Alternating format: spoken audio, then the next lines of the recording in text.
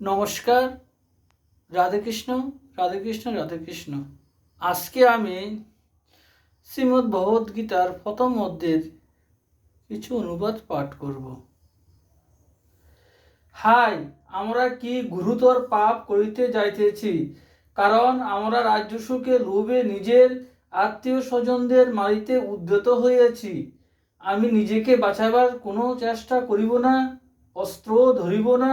আমাকে এই অবস্থায় ধৃতরাষ্ট্র পুত্রেরা যদি মারিও ফেলে, তাহা আমার পক্ষে এর চেয়ে ভালোই হইবে।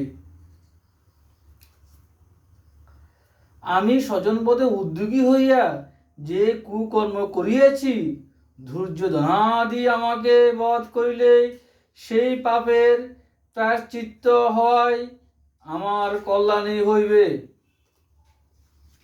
সঞ্জয় বলিলেন, অর্জুন একথা বলিয়া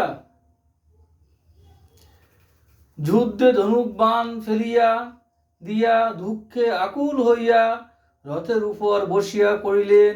ইতি অর্জুন বিষাদ যুগ নামক প্রথম অধ্যায় সমাপ্ত।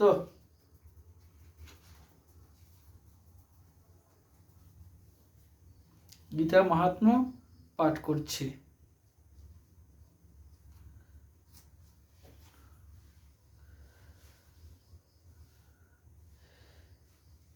যে গীতার অর্থ বুঝে নাই, তার চেয়ে হীন আর কেহ নাই।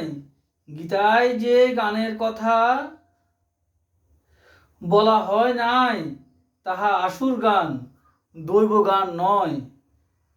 ওই গান ব্যর্থ, তাহাতে ধর্ম হয় না, তাহা বেদ বেদান্তে নিন্দা করা হইয়াছে।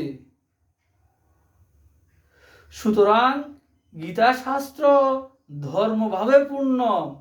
ইহা সকল গান দান করে, ইহা সকল শাস্ত্রের সার এবং পবিত্র, তাই ইহা সকলের চেয়ে শ্রেষ্ঠ।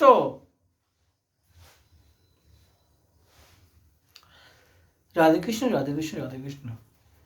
শ্রী শ্রী রাধাকৃষ্ণ গোপাল শ্রীমদ ভগবদ্গীতায় কি জয়। শ্রী শ্রী রাধাকৃষ্ণ গোপাল শ্রীমদ ভগবদ্গীতায় কি জয়। শ্রী শ্রী রাধাকৃষ্ণ গোপাল শ্রীমদ ভগবদ্গীতায় কি জয়।